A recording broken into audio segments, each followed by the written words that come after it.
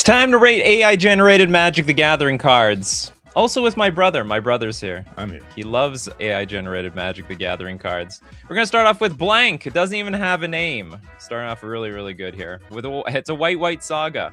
Chapter 1 and 2. Look at the top 10 cards of your library. Then you shuffle them. So it's a completely pointless ability, actually. We're just looking at them for the sake of looking at them and then shuffling them away. They're just gone now. We saw them for a split second. Then we have chapter... These don't even go in chronological order. It's supposed to be 1, 2, and then 3. And we're skipping, I believe, to 4. Yeah. Look at the top 2 cards of your library, but we get to keep those cards. We're not shuffling them away, that's for sure. Bingo, missing name. Do we have a no missing name bingo? You guys are pretty good with the bingo cards. All right, we've got, I think we have a no missing name. No name, missing subtype. No, so we have missing subtypes. I don't think we have a nameless card. Yeah, it just doesn't exist. I mean, we have missing subtypes and stuff, but do we have look at it? There should be a look at it thing. I don't even see the look at it. Oh, it's here. Where is it? Sure. Yeah, bottom row. Oh yeah, okay, this is definitely a look at it card. We're just looking at the cards and then they're gone. Now in the on chapter 4, I don't know how we skip over there, but by chapter 4 we at least get to know what's coming, and then we have the option to shuffle with our own shuffle effects like fetch lands to fetch them away. Yeah, this is the look at it card. We love looking at this thing all day long, at least once per upkeep. It's also missing chapter 3, and it's a look at it card. Von Ragnar, Wizards decided that sagas are too powerful, and they need a nerf, it seems. Well, you nerf it so hard that it won't see play. Like, at all. I don't even know if this is worth playing for 0 mana. If it was a 0 mana saga, okay, that's great. I get to shuffle my deck after my... Because like you just look at the top 10 cards of your deck, and then you shuffle it, so it's just a shuffle effect. You get the satisfaction or dissatisfaction of knowing what was on top, I suppose. DJ Cates, is there any rule that says sagas can't have a do-nothing chapter? Nope. There is no rule. There are some sagas that basically do nothing. Number 3 is you win the game. Yeah, they errated it out. Number 3 was too powerful. In fact, it prevented you from seeing chapter 4. This goes hard in Tom Bombadil decks? I'm not familiar. It's not even a do-nothing chapter. It's just gone. Perfect for shuffle Kindred. Or you need to shuffle in general. If you like to shuffle your deck, my brother loves shuffling his deck. He would do it for free if he was allowed to. Okay, this is a doable card. It's particularly useless, but it's doable. Next up, we got the World Beast. A 4-mana artifact. Pay 2, tap, exile target creature. If you do, you may cast that card, and you may spend mana as though it were mana of any color to cast that spell. This card is insane! What the... This card is bonkers. It might even... It's like, it's not broken, but this would be a control player's wet dream. They would love the idea of exiling all your cards, and like this would be the win condition. Unless you're up against another World Beast deck, which in that case, I think you're both screwed. Nobody knows how to win in the World Beast mirror because nobody's going to be playing any actual creatures. We have a lot of people that says it's Zybers. Zybers hard. Okay, we can say it's Zybers. Why not? Where's Zybers on this list? Oh, there it is. You'd think I would have this memorized by now. No, not even close. Does it dangerous enough? I don't know if it dangerous enough. Yeah, I mean, this is strong. I would even put it into the same category, a similar category as the One Ring, in that like this artifact, it's going to just dominate in any sort of like fair-ish game. The only place where this would be bad is like a combo deck, maybe certain aggro decks, and then of course certain archetypes that don't play creatures, period, or play way too few creatures. Like in another control matchup, this would be just this would be trash. So like not all control decks, but like most of them. William says, Will Anderson says, what makes it so strong is that you can keep doing it turn after turn, and you can lock down with a control deck. Yes, it's a classic lockdown control. But you try not to be too dependent on this card, because your opponent that doesn't have any creatures, doesn't play any creatures, well, that's your problem now. It's an even bigger problem for you. Seems like a commander staple to me. Oh my god, that would be so brutal. Oh no, okay, I guess you can't exile somebody's commander, or you could, but they'll just put in the command zone, so I guess it's fair in that regard. Yeah, looks like this is probably the next card that they're going to print in the next Commander Masters. Hexnort says, funnily enough, might be too slow for Legacy and Vintage. Might not. Like, remember, in maybe not, I don't know about Vintage, but in Legacy, you do have access to Soul Lands, right? So it's not crazy to play like 3 Soul Lands, play your World Beast, and exile a creature on the same turn. And it doesn't say you have to do it immediately. It's just exile, and you may cast that card. Like, it sounds like for as long as the card is exiled, you can play it whenever you want. It's pretty. This is a very real looking card. You know, this is the type of thing where they might print it in like Modern Horizons 5, and we might think, what is Wizards doing? But this is just the new level of power creep that we just experienced in the game. It's probably not that far off from the power creep that we already have in Magic the Gathering. Matthew says, this is like when your Yu-Gi-Oh opponent summons some random Link staple monster. Sure. Captain Rumia, even if you don't have the mana to play the exiled creature, it's a repeatable exile. That is correct. It is bonkers in that regard. Remember, you can destroy the artifact, okay? You can destroy the artifact. You can Pithing Needle the artifact. You can protect your creature. There is ways of beating this card. You can Boseiju the World Beast. Is World Beast the name of a card that already exists? That's a good question. No. It sort of sounds like a card. No, nothing coming up. Okay, no. It's safe. If you cast somebody else's commander, would you have your own commander tax counter for it? That's a good question. I don't know. I don't know the rules well enough. Okay, World Beast, super doable. Could it danger? Who knows? Very frustrating. Was not diblicking around when they designed this card. All of Haven. It's a 2-mana instant. Each player shuffles it. Oh, nice. Whatever the hell that means. Yeah, the bro is on the show. It's not some mysterious voices in your head. I do get that, though. You know, every so often someone leaves a comment of like, am I hearing things? Because like sometimes you talk and talk and talk, and I don't even respond to you. So they just think like, where's this random voice coming from? Especially when I'm making gameplay videos. Like I just try to tune my brother out so I can focus on the game. We have another. You got to shuffle it. You got to do the shuffle. Nice art, nearly useless card. Nearly, but not completely useless. Look, every player shuffles it. This is going to be very applicable versus the tutors. So if someone plays like Vampiric Tutor to put some important card on top of their deck, well, you can screw them over with the All of Haven and shuffle it away. So remember, it's each player, not just us. And I'm assuming it is the deck. Yeah, there's not a lot of. I mean, that's probably. This is probably templating from the year 2045, where Wizards needs to like squeeze even more words out of squeeze more juice out of space. So instead of shuffling decks, we're just saying shuffling it, just like enters play instead of enters the battlefield. Too many words. So instead of deck, it's just it. We know what it is. We're not shuffling because we don't shuffle anything else. We're not shuffling our hand, shuffling the graveyard. It's just the deck. Nothing else gets shuffled. AI could have you shuffling your hand, though. Yeah, hence that's where we are. Let's do the MTG shuffle again. But we don't have player shuffles already. Not yet.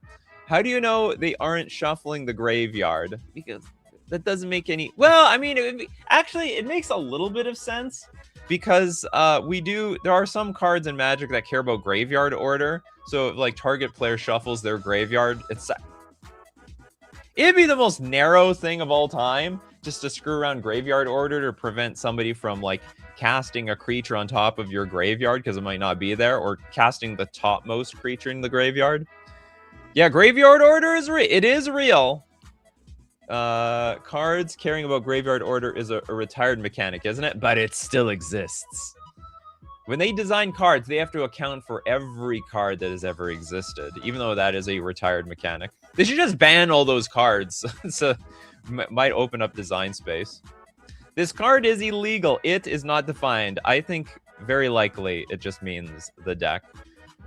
Richard Mitchell is you get like extra bonus card that is like a copy of this card, and you shuffle this in each deck, or do you just shuffle it, then remove it from the deck and put it into the next person's deck? No, I don't.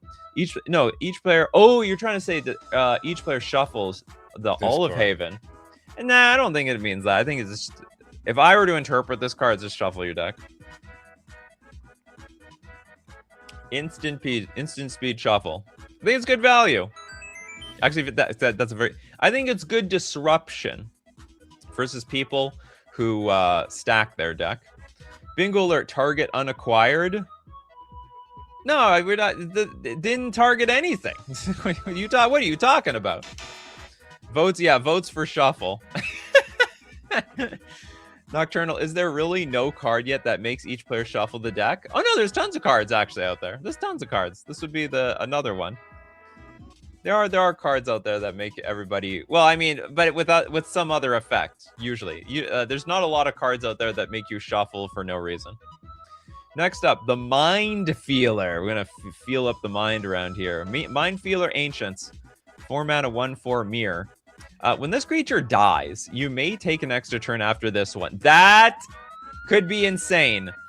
Nobody. What do you mean nobody is killing this? We are killing this. If we own this deck, we are going to sacrifice this to the next immediate sack outlet as soon as possible. It might at danger. I mean, it's just to take an extra turn. Like, don't we have taken extra turns for like 4 mana? Not many at 4 mana, but we do have them. Doesn't this exist already? No! What? Nothing like this exists. Demir sack endlessly. Oh, this definitely won't be abused and looped. Yeah, I know. No enemy is killing it. They might even protect it. They'll protect it as the best that they can. You may just if you changed your mind. Now, okay, there are ways of beating this. This is the Magus of extra turns. Oh, that sounds a little too strong. Okay, we can beat this though. You can beat it with Stifle effects, all right? So when it dies, you counter the trigger and hopefully it just never comes back. What else can you do with this card? Oh man, this card looks like it's going to be really strong in some sort of affinity shell with Emery.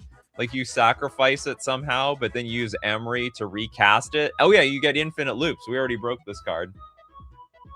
Card already broken in a standard affinity shell. Just jam it in there. I don't know what the sack outlet would be though. It would be something. Oh no, there is a sack outlet in affinity. It's like sack a permanent Claws of Gix. Claws of Gix. So you just Claws of Gix this thing away, use Emery to recast it, and then you basically win the game from there. James says, Jin Gataxius, Psionic Resonator, go. Just play Demir? No, mono blue, baby. World Beast saves us, amen. Well, not if we sacrifice the card. You're the World Beast. Again, the AI generated cards balancing out other busted AI generated cards. So if you can exile it immediately, yeah, it would actually help. And then you might have the Mind Feeler Ancients. Bingo for new design space. Is this real? Well, I mean, it's never been done before, I suppose. They've put a lot of where's the new design space? New unexplored design space. They put a lot of death triggers on things. They never put an extra turn card on a death trigger. That's never happened before. James is like, oh wait. You can copy it constantly, then kill all of them with the sack outlet. There are some there are cards that copy triggers. I don't think it's new design space, it's just a death trigger. But have they ever put an extra turn on a death trigger? Have they ever thought about that? They probably did, and they're like, this is a big mistake. This should never happen, ever. But I'll tell you what's not a mistake, and that is our sponsor, FusionGamingOnline.com, my favorite place to get my Magic the Gathering cards. And you gotta check out the deal of the week. Every week it's different. This week it's 15% off alt deck boxes. Sleeve up your the Mind Feeler Ancients. Not to mention the Fusion Open is coming up September 12th to 13th. I will be there. Winnipeg, Manitoba, Canada. September 12th and 13th. They'll be modern, they'll be standard, and most importantly, there'll be a lot of Commander. That room will be filled with Commander. And you have to get your cards. The Star Trek cards are coming out. The spoilers. Captain Picard is coming to Magic the Gathering. Use coupon code Nikachu to at checkout to get 5% off all your orders, especially when you pre-order the Star Trek cards. Or buy Marvel cards that are already out. All right, next we're moving on to Dragon Fire Crasher. Crashes some parties out there. It's a 4/1 Volver. Is that a real creature type? I swear to God, we have seen that creature type like 20 times at this point. Tap. Sacrifice this creature. Creatures with power 2 or less gain tap, add triple black? You get your one shot. With creatures with power 2 or less. So this is really weird. We sack this creature to give the power of Dark Ritual to every other creature. Nito, print it. Is that one of the greatest mana rampers of all time, really? And that's not the creatures that are on the board. That's just any creature from there on out. With power 2. You're right, actually. And it's I didn't even recognize that. My brother recognized it's permanent. So all creatures on the board, including your opponents, they get to tap for triple black. I don't know what they're going to do with that damn thing. Goes crazy with Krenko. Not yet, not until end of turn. That is a permanent effect. That is going to be a headache, actually, to keep track of. Because you have to, like, okay, so for every future creature you put on the board, you realize, okay, those can't tap for a lot of mana. I guess you can take all your creatures and put them in a pile, because they're just mana rampers now. No, I was saying that it doesn't specify that all the creatures on the board. It's just now, it's an emblem or whatever, right? No. It'll be it affects everything that's there. Okay. Creatures with power to it would what it would do is it would affect all creatures currently on the board, but not future creatures. But the thing is, normally it would say until end of turn. But the problem is it doesn't say until end of turn, so it will be like it was an emblem. Okay. It is an emblem, but for only the creatures that exist in play. Sucks. My brother says this sucks. This card is insane. Dies to Bowmasters, it's balanced. Now it does have Summoning Sickness. You have one turn to interact with it. That's AI's way of actually balancing this damn thing. Video, welcome. Opponents will get the mana ability too. That's right. Look, Dragonfire Crasher is not crashing the party. It's actually sending love to everybody. Everyone needs the power of black mana. It's not good against black decks with small creatures. It's balanced. In fact, it might even be an absolute nightmare if you activate this ability versus the Elves player. All creatures, Pixel Rainbow, still have to protect the creatures though, since their power is 2, but their toughness could be enormous. You might play this in like a wall deck. Walls. They don't beat up your wall. It's their power. Usually the wall has less than 2 power. Usually around between 0 and 1. Yeah, it only affects current creatures. The Doran deck might really like this card. Winner says, dies to a slight breeze. May be balanced. This is just another one of those. You know what? Honestly, it's balanced in a lot of ways. Let's say the board is empty and you play a Dragonfire Crasher. It doesn't do anything. It only works if there's a board of stuff on the battlefield. And on top of that, we'd already talked about how like this can, backfire because you are donating the ability to all your opponent's stuff as well. Symmetrical Ramp. This card Zybers. I think Dragonfire Crasher is a suit. If I could put you know what? Let's make the Zyber thing a little bit wider. There, it's I don't know, I'm just trying to make it thicker. It's Zyber's that hard. I don't think it's going to be a danger because this type of card could certainly completely backfire on you. There are easier ways to get a lot of mana. It's true. This is trying to make a lot of mana the hard way and very flashy, an unnecessary way. All right. Okay, cool. Dragonfire Crasher. Okay, we got next the Clercus Interference. This is a 4-mana sorcery. Most spells you cast cost 0 less to cast. Most of them. I don't know exactly. How are we defining most here? Look, this is most of my cards, and then when I play less, that's not considered the most. Most spells you cast cost 0. Oh no, hold on! It's not even costing 0. It doesn't even. It literally does nothing. Okay, I didn't read this. Yeah, bingo does actually nothing. I thought it was like most of our spells are going to cost 0. No, it's cost 0 less. So even if it's true, we just logically know it means nothing. It just doesn't. It will do nothing. Top. Yeah. We're running really hot here. Yeah, but the retired mechanic is gonna be a tough one. That is a tough one. They don't make these bingo cards easily. I have that emblem by default. And this this is also a permanent. So this would be a permanent effect. Yeah. Most spells you cast cost 0 less to cast. McD says, "Oh sheet, I get to catch the show live. Welcome, McD. Not until end of turn. Busted. Players will be able to save 0s of mana. 0s! Think about everything. You compound that after 1,000,000 years, you still have 0. Good Normals says, it's just telling you how the game works. Most of the time, your spells cost their regular mana. Well, no, not really. Most of the time, I would say most of the time, people are trying to cheat on their mana. They're trying to get a little bit of a discount. They're trying to get maybe 1 less, 2 less. They're trying to play their cards. Sometimes they cost more, like your commander. The mana cost. I want to say the mana cost is never what it says on the card. There's always an exception to the rule. There are 0s of us. 0s. What do clericals mean? Guess as good as mine. They look the squabble and... Oh, I got confused. I thought this guy's head was on this guy's body. It was not true. This guy is like, I don't know, reading a book in a very awkward manner while pointing for no reason. He's pondering his orb. Card is technically legal. Very, very technically legal. Diblicking, though. Big time diblicking. Don't forget to factor in that it's only most spells. I know. That's probably the hardest part. Which spells will not cost 0 less? Forest Oil. There's a 3-mana... Oh, it's a room card. We have Forest Oil and Exposin Monus. So for 3 mana, at the beginning of your upkeep, sacrifice this enchantment unless you pay white and a blue. Oh, they brought back upkeep! Wow, that's amazing!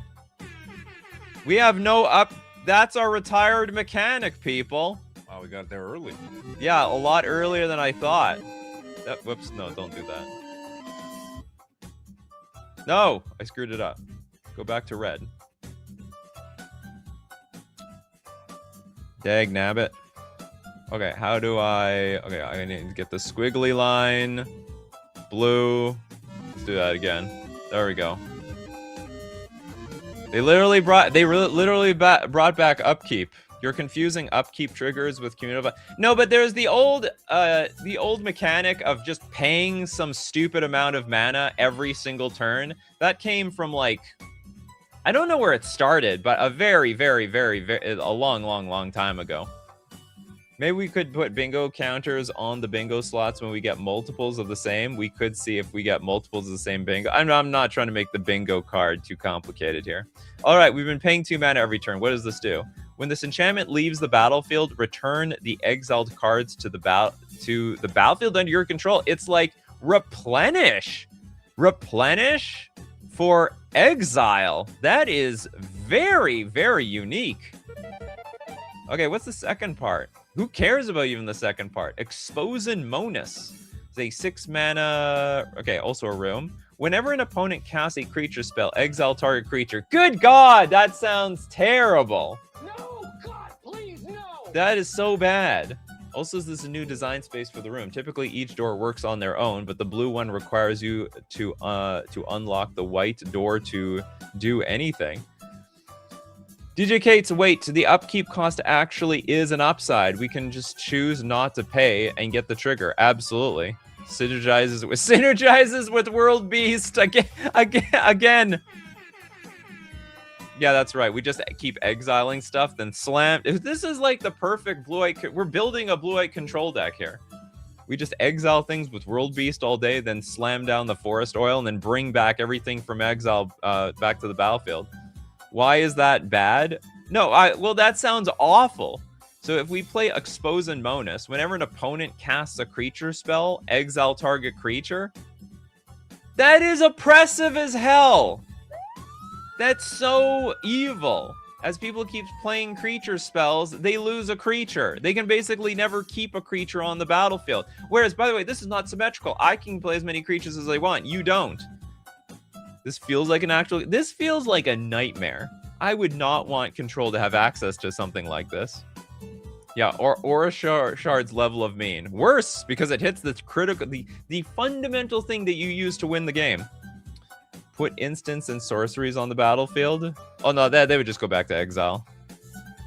Blast Offer says, guys, I think World Beast might be too relevant in the AI meta. Might need a ban. Nick with the super chat. Thanks so much for your super chat. Your favorite skulker here to extend the stream and run away back to work. Thanks so much, Nick. And with that super chat, we will extend the stream by 2 more cards. Control players are eating good today. They might need the help, to be honest. Yeah, when I'm looking at like the non-rotating formats, like Legacy, like Modern, the control decks are dying.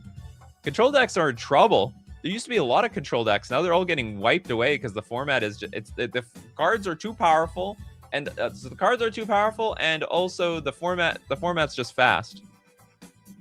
Card is poorly worded. Normally cards like this say return each card exiled with this enchantment to the battlefield. Whatever, we know what it means. Shuffle it. But it costs 6. Do nothing ETB seems fair. Okay. I mean, it's super doable. Control decks are sadly well alive in Brawl. Oh, good. Brawl is... Okay, hear that, control players? If you're looking for an escape, you got to escape the Brawl, apparently. Next up, we've got Frithoven Knight Sark Puzin. It's a hell of a name. For a green colorless and 4 generic. We have a 4/5 human Mutancino. Not a mutant, it's a Mutancino. It has Kindencrass 1. Also, Werbenkoff, the flash creature. Is this like in English? I don't even know if this is an English card. They might have made an AI-generated European card. Got a little mix of every. Yeah, exactly. The Mutancino. You can't snip combat. For tap, Frithoven Night Sark Puzin deals 1 damage to target tap creature. Thank God. You know, this is like the AI gave up in the first half and actually succeeded in the second half. Do we have a new keyword bingo? I don't think we have that here because there's always a new keyword. New keyword. No, it's gotta be new keyword, no reminder. Oh yeah, there is no reminder here. Frying too. Yeah, that's actually a perfect example. We've got the Kindencrass 1. Yeah, that votes for Europe. I mean, you got like, I don't know what's Frithovian. What is this like? I want to say someone from Copenhagen, Denmark might have some name like this. Then we've got the Mutancino, which sounds Italian to me. Kindencrass, maybe a Deutsch word, maybe. What do you think? Yeah. You actually study a little bit of languages. Gutentag. Yeah, there we go. Sounds Scandinavian. Okay, yeah. I could. It could be a very Scandi name. Werbenkoff. That does sound kind of German. We should have a lot of Europeans in the chat. What do you guys think? I mean, this is just Europe the card. They're trying to rep the entire thing.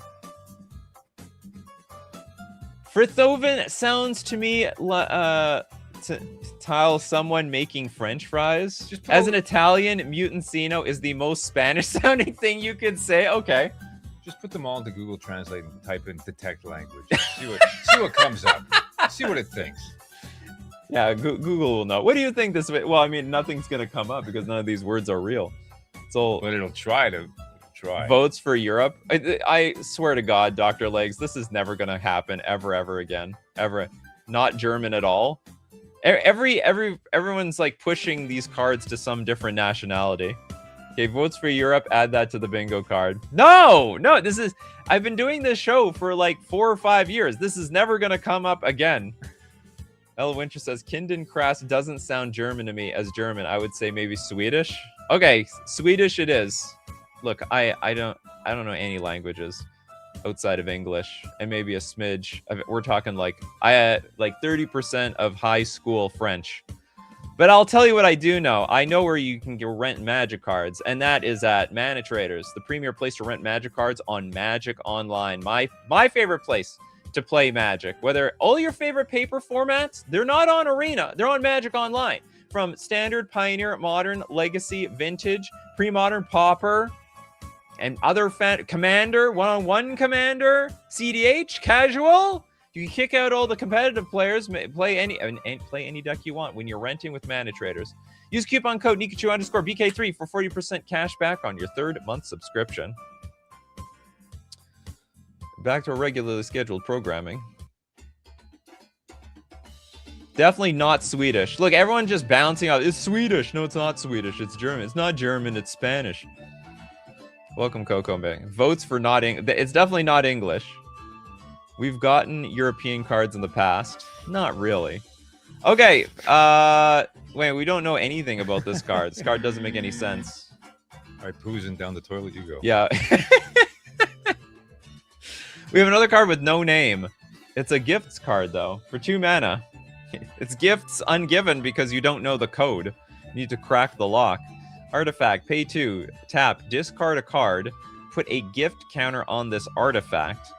Tap, remove no gift counters from this artifact, exile target non-land permanent or artifact with mana value 3 or less. Well, what the hell was the point of the gift cards? Remove no, yeah, we're not remove, we put the gifts on, but then we don't use the gifts. What was I discarding these cards for? So it's a discard outlet at the very least. So it just accumulates the gift. Now, the gift that keeps on, the gift that keeps on giving. Okay, now it's not totally useless. There can be a range of new cards that use gift counters, and you want to pile the gift counters on this thing and then move them later to other cards. So it technically is not useless. There are a lot of cards out there that accumulate a counter and have nothing to do. Well, I shouldn't say have nothing to do with it. Yeah, the gifts that keeps ungiving. And here we go again. Exiling. World Beast meta continues. Exile target non-land. That's right. You exile and then you can play them later with World Beast. Is that an unplayable cost? You can't pay a cost that's nothing. No, the card says nothing, but it costs 2. What's interesting is that this tap thing actually has... This thing costs nothing. It's just tapping it. Remove no gift counters from the artifact. Exile target non-land permanent or artifact with mana value 3 or less. That's sort of a danger. Exile itself. It could. Target non-land permanent or artifact. That's just crazy. Tapping, yeah, tapping is still a cost. This is actually just... This is completely wild. It's just... 2 mana, exile, over and over and over and over again. Yeah, every single turn. We have Zelkri with... I would put this in every deck, would be bonk. I mean, there's like no reason not to play this card. You know what's interesting? You can use this card to exile other no-name cards of this same sort of power level, because you can use it to exile opposing players' cards like this, which also means that you never want to play this on your turn, because if somebody plays another one of these, we'll just call it the gifts card. If someone plays a gifts card, you want to be able to exile each other's gifts card. Otherwise, if you like get too greedy, tap this on your turn, then if your opponent plays a gifts card, then they'll exile your gifts card and they have the power. If I give 10 gift counters to a German player, do they lose? I don't know. Gift in German means this poison. This is definitely not chaos. This is a very orderly structure here. The artist is a human designed this art. Just to prove it was not AI generated. Ramsey, especially if you are going after a wolf deck, one of the wolf decks that exiles and you make a wolf. It is a madness enabler, that's right. Is there a bingo name? Is there a bingo name already done? Yeah, we did the bingo already. Or no, we don't have it. Do we have a no-name bingo? Nope. No, it doesn't exist. On this card. Having no name also counters niche removal like surgical extraction or pithing needle. Oh my god. You're right. We've had a lot of no-name cards before in the past, but they were like mostly creatures, nothing with an activated ability. Plays around plays around pithing needle, sorceress spyglass. It's pretty strong. Al Winter says it danger. All right, we'll say it danger. Whoops. It danger. I mean, this is not the most it danger of cards we've ever seen, but it's a pretty it danger card. Do we have it danger here? There, okay. That's definitely a space. I will say, I would never want to play against this card. This would be instantly get banned in every format. Except it might get restricted. It probably restricted in Vintage. You heard of Nameless Race? Here's the Ultra Nameless Race. All right, the Gifts card. The ultimate removal spell in the entire game. Next up, we got Cyclical Time Lashir, a 2-mana 3/3 human warrior. Legendary permanent spells you cast cost 2 less to cast. Wow! There's a lot of people that are going to love this card. Whenever you cast a historic spell, which is like all the legendary cards, put a quest counter on your Cyclical Time Lashir. Tap, remove a quest counter from Cyclical Time Leisure. Put all creature cards from your graveyard on top of your library. It is doing a lot of stuff, but none of it is actually broken. Blast Offer says, oh my god, this goes so well in my Sleeper Scourge deck. Yeah, it looks like a real card. Pretty decent one, too, with the first ability. I would say this is this card's super Zybers. There's no Cloud Poo on any of this. Well, it's not a reanimator. It's almost like a Goblin Recruiter? I think it's Goblin Recruiter, but for the graveyard. Power Crept Watch Wolf. Not to mention, your commander's going to cost 2 less. That tax won't feel so taxing in 2026. Average commander in 2026. Do you want this as your commander? I mean, it's possible. The timeshares are a scam, people. It can be your commander. Do you really want to go mono green though? Finally, actually reducing the cost and actually removing counters and actually doing something with them. There's ways to cast creatures from the top of your library. Yeah, there are. Yeah, so you can make some pretty good use out of this card. I guess you get to put the order however you want to do. However, or whatever order you want. Ramsey says, I would agree. Found Horn would be perfect for that card because she wants to exile cards and then exile and bring it back from exile to make a wolf. I think you're talking about the last card. Wall of Text bingo. Sure, good enough. We need to be loose with these bingos. Where's the wall of text? Behold, the wall of text. Pair it with lurking predators. Is today Zyber Day or what? There's a lot of neat, unique, fresh cards. Yeah, this actually looks like a real card that someone could literally play. I don't know if you'd want to actually play this as your commander. Who wants to play a mono green commander like this? I think it works well in the 99 though. Because this can make your commander cheaper, but this guy can't make himself cheaper. You know what I mean? This works with everything. Sagas, artifacts, creatures. It's just great. Does it? Put all creature cards from your graveyard on top of your library. Oh, yeah. Legendary. Oh, I see what you mean. So you want to play this so that makes all your legendary permanents. So you just make a legendary deck. Legends the deck. Play this guy super early and make all your other legendary cards like super aggressively costed. Okay, yeah. Do you know what? That makes so much sense. Yeah. A lot of historic cards, a lot of legendary historic cards. In fact, almost all historic cards. I shouldn't say all the historic cards because artifacts are historic. Okay, Cyclical Time Leisure. It's Zybers.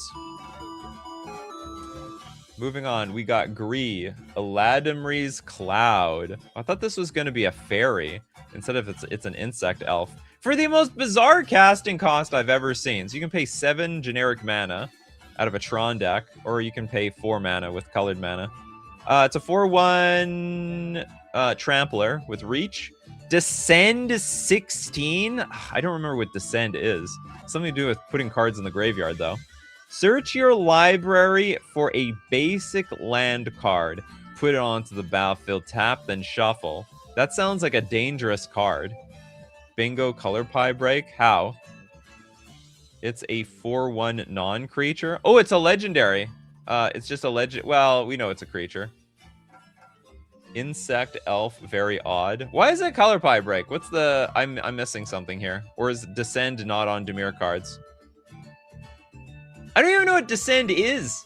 Descend requires an activation trigger. It's illegal. This way, yeah, this Descend ability appears to be like just constantly happening. Bingo alert, not a creature. Oh yeah, we have so we're missing some stats here. Missing subtypes. What are we? Oh, are we 1 bingo away again? We're looking for like real keyword fake reminder text. It's Dimir elf with trample. Oh, I see. What? Oh, I see. So there are no elves. No, hey, look, whoa. Some elves are black, okay? Don't act like that's a weird thing. The elves have been Golgari for a long time. Have you ever heard of Elves of the Deep Shadow? Oh, no, sorry, that's a green card. I swear to God, there's some elves that are like mono black. I'm gonna prove it! I'm gonna prove it. I better prove it. Oh, yeah. There we go. Look at that. What? Have you ever heard of Ayara? First of the Lothwain, have we? Have we ever heard of Any of these?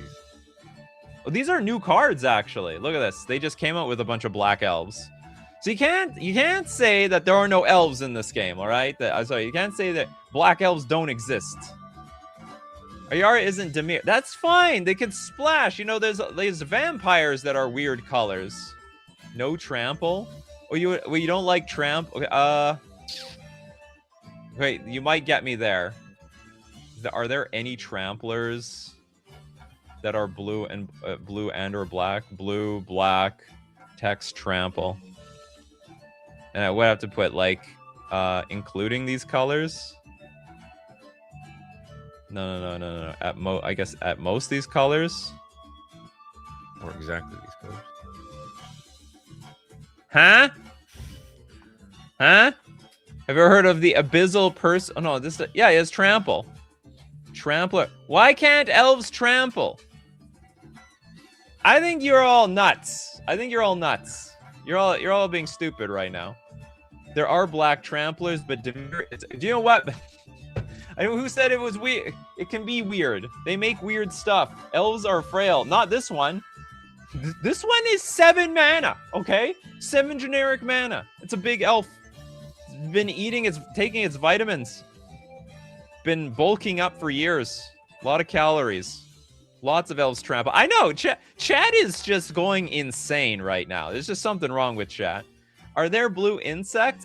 Fairies. If so, no color pie break on the creature types. Insect from blue, elf from black. That's right. So I mean, I don't know if fairies are technically an insect. They look like an insect to me. I also say I win this argument. Thank you very much. Okay, now the question, what is Descend? I don't even remember this mechanic. Descend mechanic MTG. Descend mechanic introduced in the Lost Caverns of Ixalan rewards you for putting permanent cards, creatures, lands, artifacts, enchantments, or planeswalkers into your graveyard. If it doesn't matter if they are milled, discarded, or destroyed. Are we even using Descend right here? Descend condition. Some cards care if a permanent card entered your graveyard at all. I actually don't get it. So what, you got to put 16 cards into your graveyard to get the Descend here, trigger? I'm looking at Bygone Marvels. Descend 8. When you cast the spell, if there are 8 or more permanent cards in your graveyard, copy the spell twice. So what is this? Search your library for a basic land card put onto the battlefield tap, but it didn't say what the thing is. You have to have. I guess you have to have 16 cards in your graveyard. Copy the spell, but it didn't tell us what we got. Descend 4 as flying as long as there are 4. It's like, oh, I guess if you have 16 cards in your graveyard, you just get the ability. That's all it is. Search your library for a basic land card, but it's not an ETB. Like, this is perpetual. Oh yeah. So it'll just constantly trigger. If I have 16 cards in my graveyard, Locked search up. your library for a basic land card. Search your library for another basic land card. Is it still on the battlefield? Don't mind if I do. Search my library for another basic land card. Doesn't even say how many cards you need. It just says it in text. Descend X is just flavor text. Descend has no rules function whatsoever. It's an italicized. You don't think so? It doesn't trigger because there's no condition. I swear to God, I'm reading all these other cards. What do we really need to? Do we really need to explain that we need 16 cards? 16 cards in our graveyard? I don't think so. Basically, it should work the same way as every other card, which is it says descend this. When you cast a spell, if there are 8 or more, it's every single one of these cards is the same. I can see a world in the future where Wizards would just not put the clause of you have 16 or more permanent cards in a graveyard, because you should know that already because of Descend 16. Italics, keyword followed by dash, or just flavor. They have no mechanical function. Oh, God damn it. It's in italics. It's the stuff after the hyphen that matters. End of turn when... Okay, well... Okay, I guess the card doesn't work then. Moving on. You people are killjoys. Next, we have Primal Regulator. It looks like this guy regulates something. 4 mana for a 2/2, a U-Monk. That's right. Who can prevent forest fires? That's right, you. You answered you, referring to me. The correct answer is you. Delirium. This creature has first strike. That is pathetic. It deals combat damage before creatures without first strike. It deals combat damage before creatures without... Okay, I was just double checking to make sure the first strike was actually correct. Bingo Draft Chaff. There's our second bingo. Where is it with the draft chat? You? What are you talking about? When your name is Monk. Yes. Oh, do we have Draft Chaff on here? Draft. I don't see Draft Chaff on here. No Draft Chaff. Why is a monk in a library? Why not? Don't they like to study? Damn, no such space. Delirium isn't a keyword. It's also an ability word. Huh? Well, we know what delirium is. Yeah, you is a card. No, I don't know if you is a card. But delirium here is just name because it's you people with the italics. I didn't even know that. So what does that mean here? Like if it has italics, it's not. It's like stylized. Is that what you're trying to tell me? Like those 40K, like those Warhammer 40K cards, which have like a million flavor mechanics but no actual mechanics. Bingo alert! That's not how delirium works. No, but this apparently is not a keyword. It's reminder text. Finally, shapeshifter can be you. Reminder text is wrong. Oh, hold on. What is that supposed to be? Like, so it delirium, and then this creature has first strike, which is supposed to be the wrong reminder text. Fake reminder text bingo. I don't understand. Okay, I'm just gonna trust everybody. Real keyword, fake reminder. Everyone seems to be pretty confident, which actually should mean nothing here because Chad is super confident about a lot of wrong things. We got 2. Not a bingo. Delirium isn't a keyword. Like, that's what I'm trying to say here. Flavor text. And what would it matter? Okay, reminder text is 100% correct for first strike. Chat is crazy wrong. Okay. Control Z. Delirium is not... Oh, yeah. Backspace. Backspace. Backspace. Chad is just too excited. I'm telling you, like, I've done this for years. Everyone will just try to make whatever argument they can to get the bingo square online. And honestly, I don't know the rules to custom card templating or just templating in Magic in general to, like, argue with all of you. I know enough about the game to argue that an insect can have trample. A Dimir insect, to be specific. Hexenor says it matters because Delirium isn't a fixed keyword. The card needs to explain how many permanent types you need to have in the graveyard for the Delirium to be active. No, I mean, we should know what Delirium is, right? Okay, the way I'm reading this, I think it has Delirium. It has Delirium, and it doesn't have to specify it because we know what Delirium is, just like we know what Trample is. And then if you have Delirium, if you have the 4 card types, this creature has First Strike.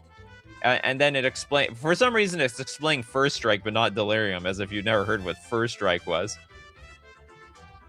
People want that bingo even if it's wrong. Okay, CR207.2. The text box may also contain italicized text that has no game function. It can. Incorrect, Nikachu. I don't care. This is my show. And in my show, I didn't even design this card. No, trample is normal text. Delirium is look, AI made a typo, all right? It leaned on the it probably threw it into like ChatGPT, and then it came out in italic for no reason. Oh, it does say First Strike in the ability. Oops, reading failed. Chat is wrong. Look up the actual rules. We didn't design the game. Seriously, the bingo shit makes this show unwatchable. The whole point is to enjoy the bingo. Yeah. Okay, let's take a look. Okay, every slight die on increased with a knight in Keck itself. Keck Claw. Whatever. The card just has bonkers. First Strike, to be honest. It's just a 4-mana 2/2 with First Strike in the end.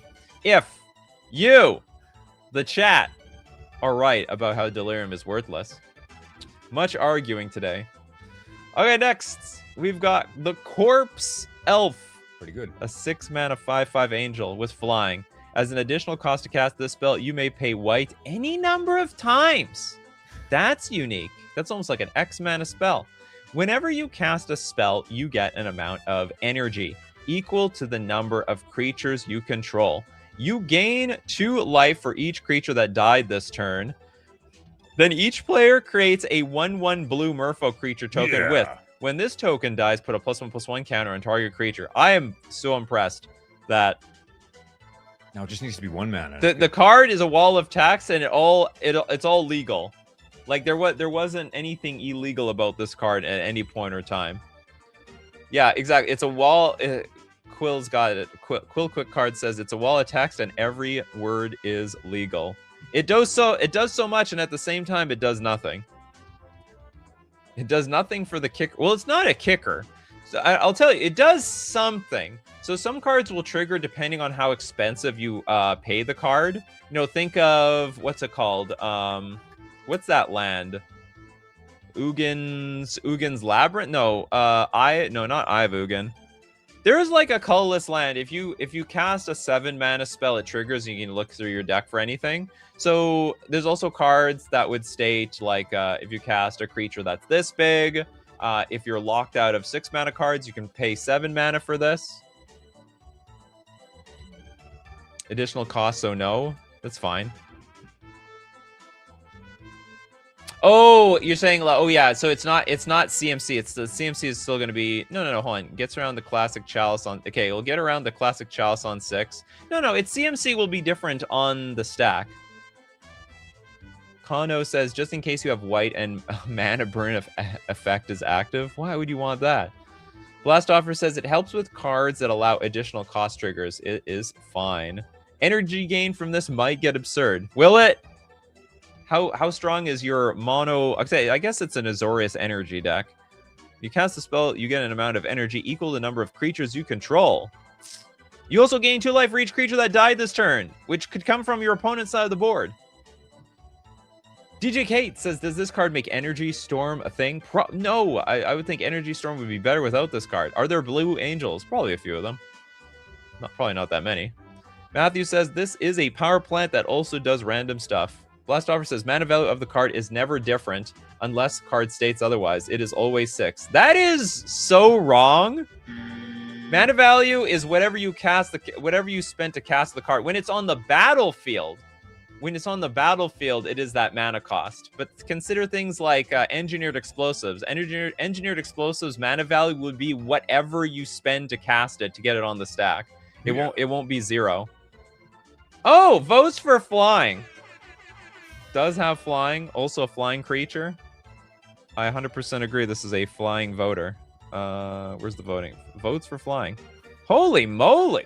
This is the best bingo card of all time. No, that is amount of mana spent. No. As an additional cost to cast this spell, you may pay white any number of times. So you can jack the mana cost of this on the stack however you want. Well, okay. Well, how does Ugin's Labyrinth work? Just to be sure. Ugin's Lab. No, not this one. Ugin something. Ugin has a lot of cards. Was it not an Ugin card? Maybe it wasn't an Ugin land. What was that land? Ugin's Conjurant? Just an X. Oh, that's a creature. Sanctum of Ugin. Whenever you cast it's got to be a colorless spell with convert mana cost 7 or greater. Okay, that gets screwed over. That will, in fact. Our corpse elf, unfortunately, not an elf, or I guess it's an angel elf, not colorless. Ugin's, no, it was Sanctum of Ugin, not Ugin's Sanctum. Ugin's hoarding problem. Blastoffer says, so if a card says your 2 CMC cards have Storm, if you cast a 10 mana value spell with 2 mana somehow, it now has Storm. Hold on, so if a card says 2 CMC cards have Storm, you have to give me an example. If you cast a 10 mana value spell with 2 mana somehow. No, if it got cost, if the mana value, if it got cost reduced, it's still get, like, let's say Corpse Elf had a cost reducer. It's still going to be 6 mana when it's on the stack. But an X spell will be the mana cost of whatever you spent to cast it. I don't know how, but a good question is, I don't know how X spells would work with cost reducers at the same time. I don't know how that works. For every spell you cast, you get energy for each creature you control, but you are also generating a new creature. Energy generation increases with every spell you cast that turn. Quill Quick Card is actually analyzing this card, unlike the rest of us. Okay, doable card.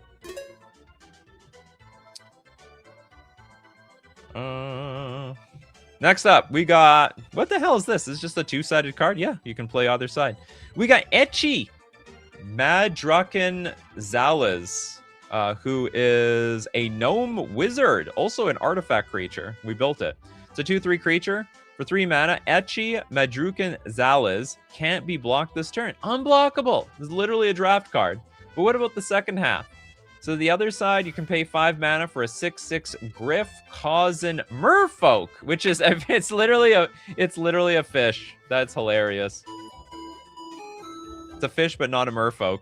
Vigilance and Death Touch. Vigilant. That is weird. That is weird. I don't think. Okay, did anyone want to say that's a color pie break?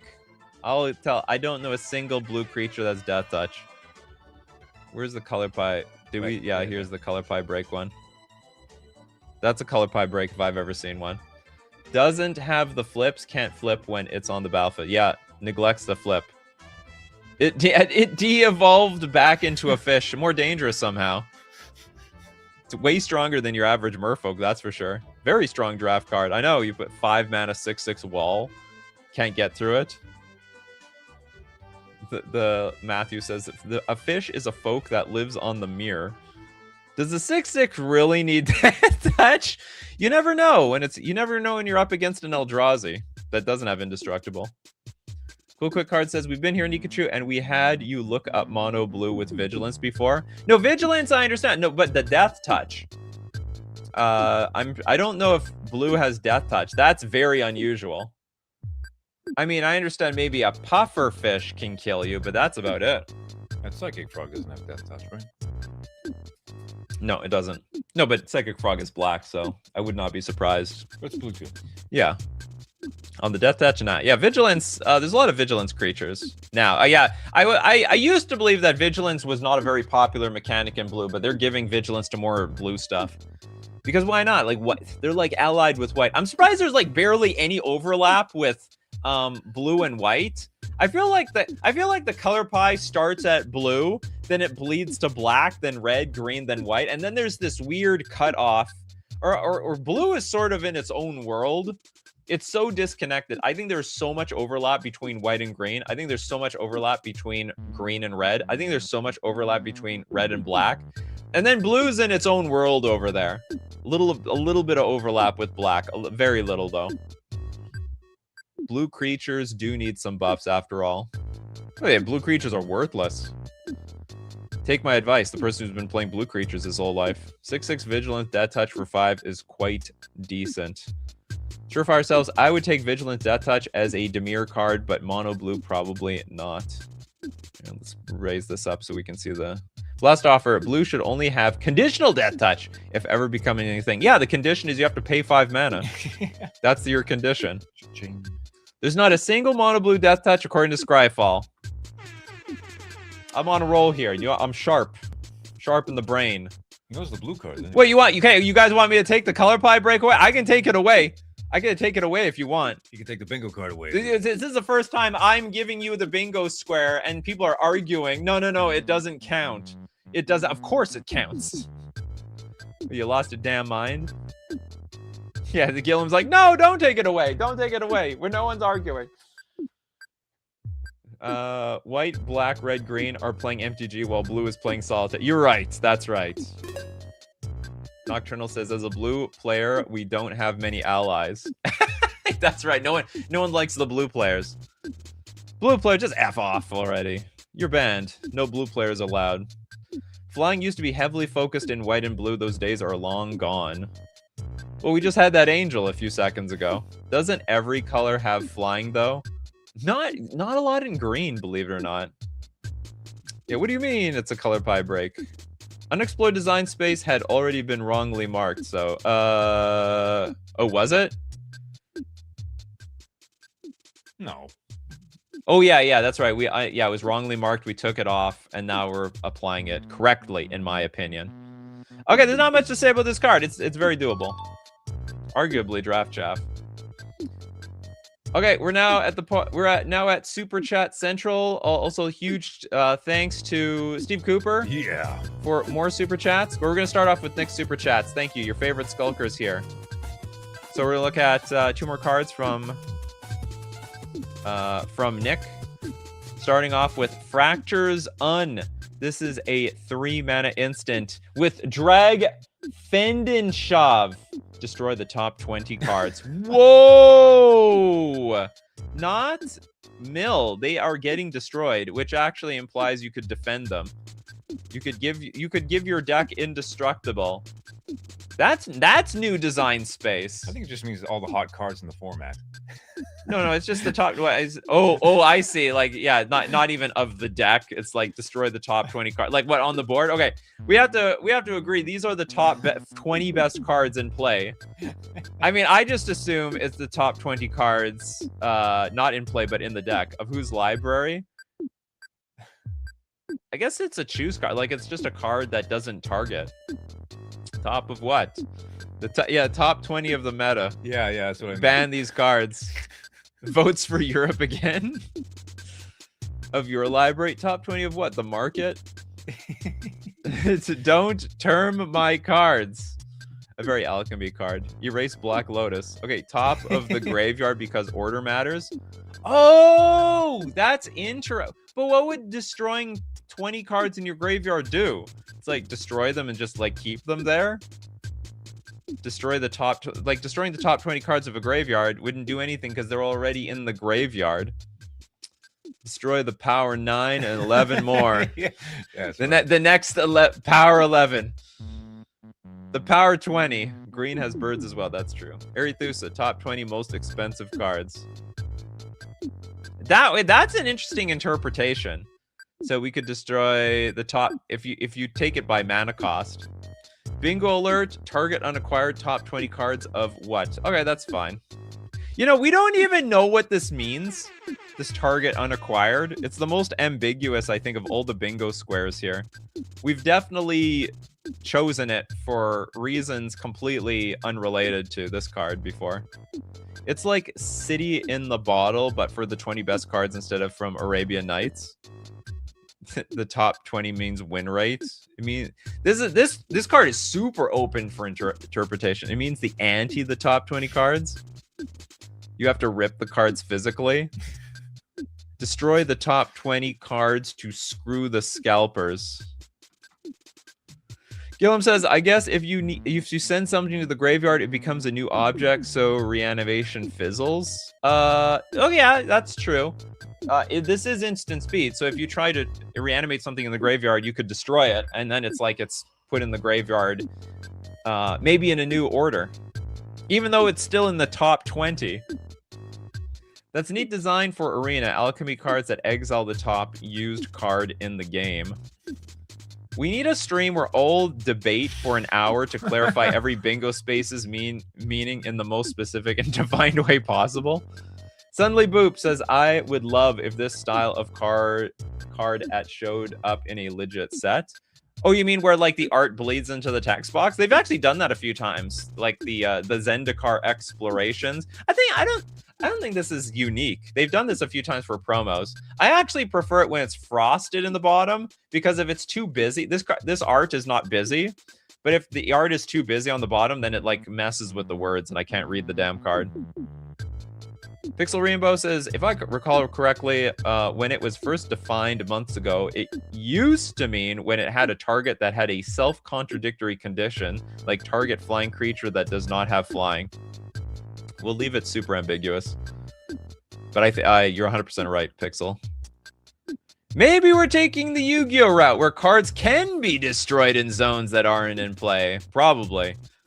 The AI is adapting from Yu-Gi-Oh. Okay, this card is too ambiguous to know what it does.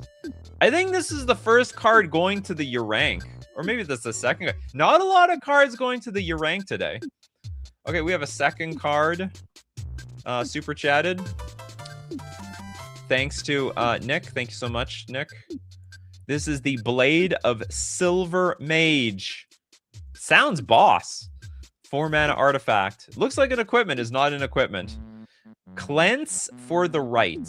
Whenever a player casts a spell, if Blade of Silver Mage is in your hand, it is a nightmare for each rot counter revealed this way. Man, I thought that card was going to actually do something pretty scary, and in the end, it actually did nothing. The art is ambiguous, too. Well, this one definitely goes to it definitely goes to the rank. I think it does nothing. So yeah, whenever a player casts a spell, if Blade of Silver Mage is in your hand, it is a nightmare for each rot counter revealed this way. Rot counters will tremble in fear. Yeah, we could say this is a gave up halfway card. It's not a big card, but it made sense. It made a lot of sense at first, and then it didn't make any sense at all. Captain Rumio, thanks so much for the super chat. We'll definitely take a look at another card. God forbid my rot counters are revealed. It is a night for each rot count. How do I get rot counters on my Blade of Silver Mage in my hand? This is definitely an alchemy card. Like, it was an artifact that was on the battlefield, acquired rot counters, and then was bounced back to my hand. Like rot counters is something that just perpetually because we had that in another show, didn't we? Wasn't that in the last AI show where there was like a card with counters that got shuffled in the deck? And that was just like, you know, new design space. Quill quick card. Dang, this was gonna go great in my rot counters in hand deck. I think playing it in paper would be a nightmare. Like, would you have to replace like physical counters with like stickers or something? A sticker with the number 6 on it. Bring the stickers back. Matthew says it's vague posting about its effect without actually saying it. It's a nightmare for them. Definitely chaos ensues. Rock counters don't exist yet. Yeah. They're not even real. They're not even real. Okay, Blade, this definitely goes to the rank. Okay, next card. Compliments of the Steve Cooper. More. We will get more. The release offering. It's a black instant. Choose another player. They lose X life, where X is the number of cards in its controller's graveyard. Why do they have to say its controller? That seems completely unnecessary. It weapons of Barker, of alert, of devoted sides, but nature instead in future. One shot at a dredge player. Oh yes! That is sick, actually.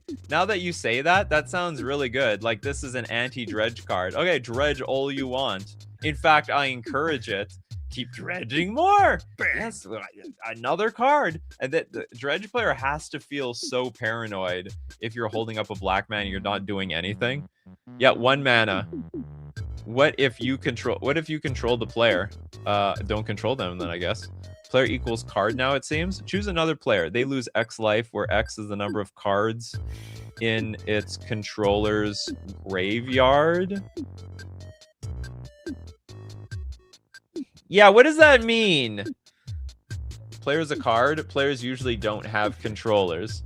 Player, choose another player. So the player is a card. They lose. No, but the card can't lose life. So where X is the number of cards in its controller. Oh, so hold on. Does this only mean if is this like an anti-Mindslaver card? So if somebody Mindslavers another player, I can then release offering the player being controlled equal to X to the number of cards in its controller's graveyard. Yeah, so if you Mindslaver, you're the player's controller. Okay, so this card has gone from broken to like the most niche crap of all time. Because this only works at a moment when somebody is... It's only gonna hurt somebody getting controlled when they're controlled by somebody else, which is bizarre. In its controllers, is a card's controller? No? Are we thinking too hard on this again? I think we're talking... Players usually control themselves, or someone controls somebody else. How is Mindslaver worded? I'm pretty sure it says take control of the target player's next turn. Sacrifice Mind Player. You control target player during that player's next turn, okay? So what that means is that somebody needs to be controlling you with some card for 1 turn. Then you can play Release Offering on the person being controlled, and they'll get blasted equal to the number of cards in the graveyard of the player controlling that player that turn. No, I'm not saying that. No, I'm definitely not going down the player equals a card slot. I think it's too much of a reach. I think it's very, very clear, yeah. But if you are Mindslave, you can't cast anything at will. No. Somebody else has to cast this card. So player A is being controlled by player B. Player C plays Release Offering on player A. And player A is going to get blasted equal to the number of cards in the graveyard by player B. So I think it works perfectly well. I think it's clear as day. Okay, just gotta think about it hard enough. Clear as day.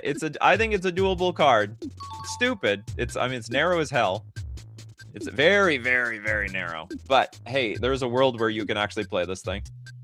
We have another super chat from Steve Cooper. Thanks so much for your super chat.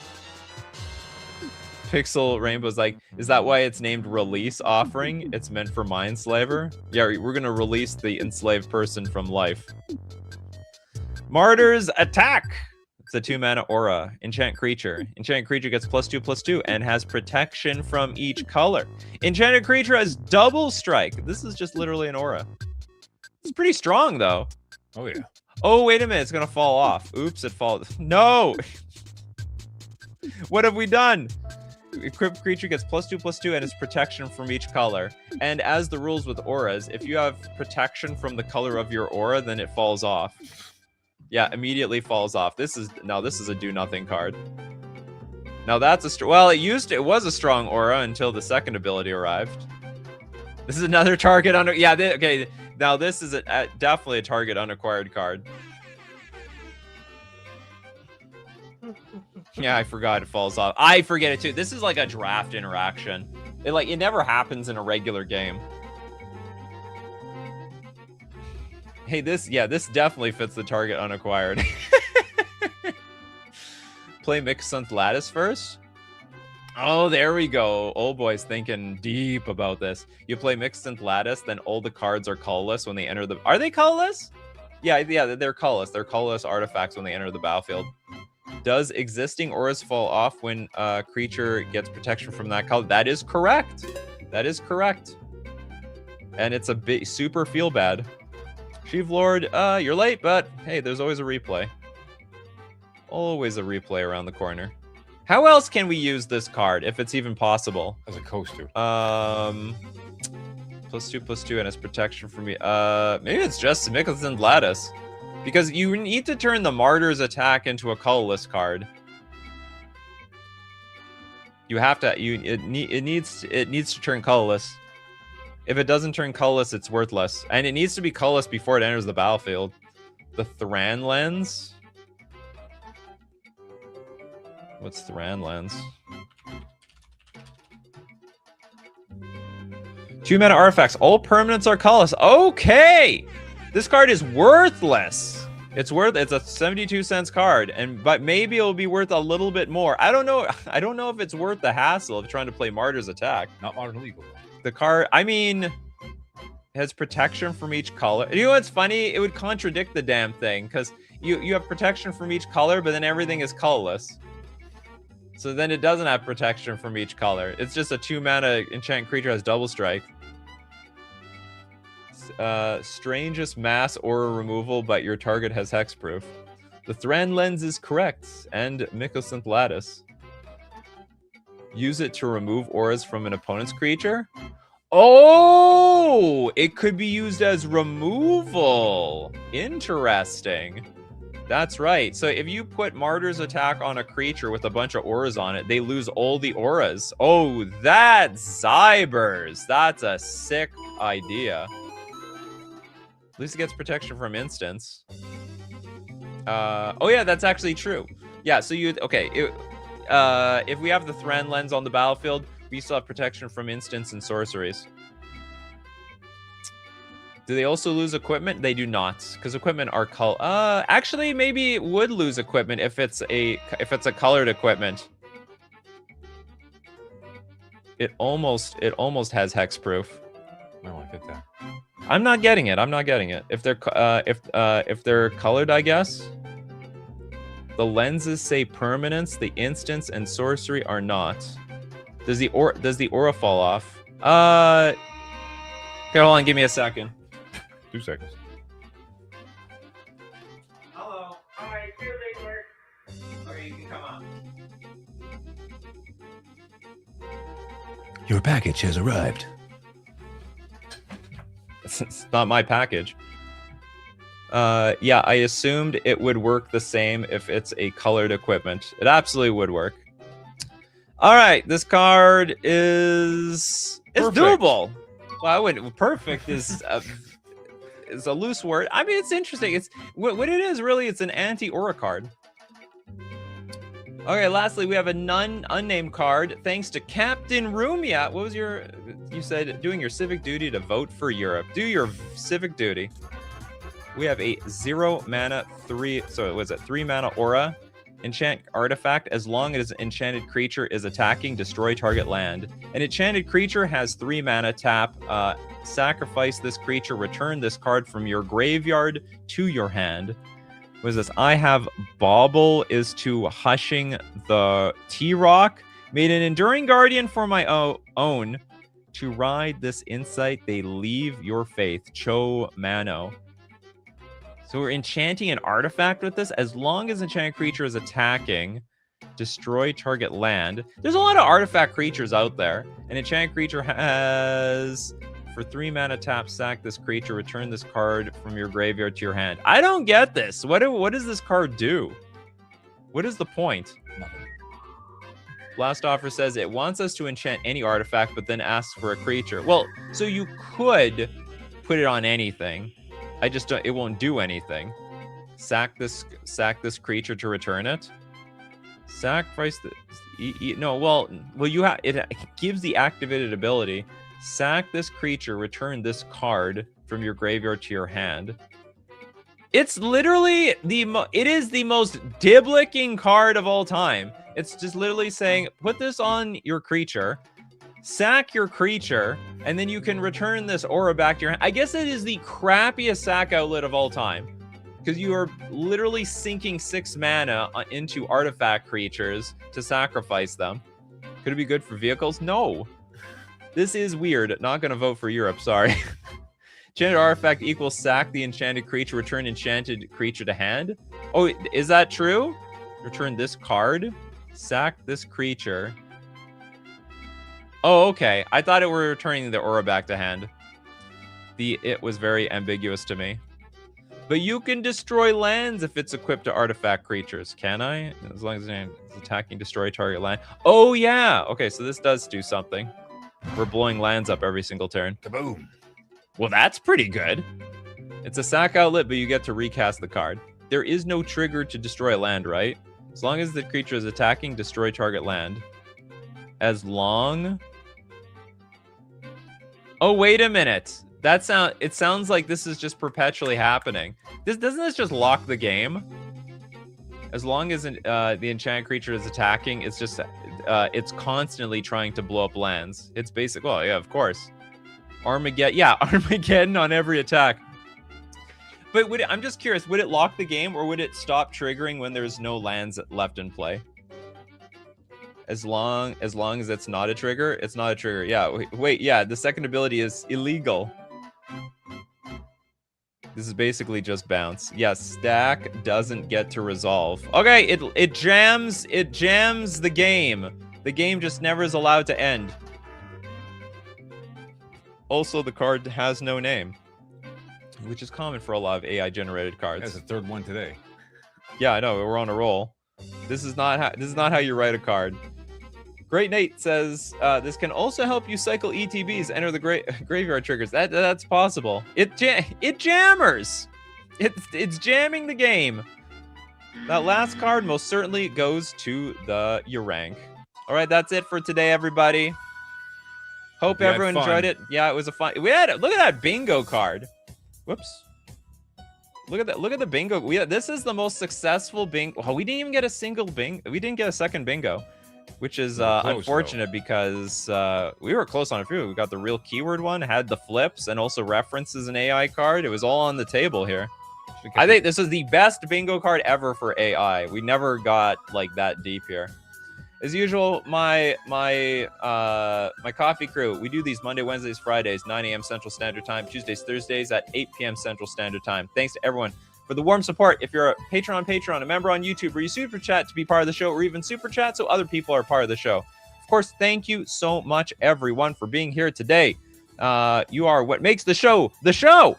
Like Steve Cooper, Blast Offer, Captain Rumia, Old Boy, Gilla, Mercenary, Suddenly Boop, Lorezio, Kano, Jack Solaris, Gillum. We got Enek Canavaro, DJ Cates, Nocturnal, Sakai, and many more. So as usual, my coffee crew, keep brewing those coffees, and we will keep brewing up the magic. Take care of yourselves, and I will see you at the next cup. Yeah.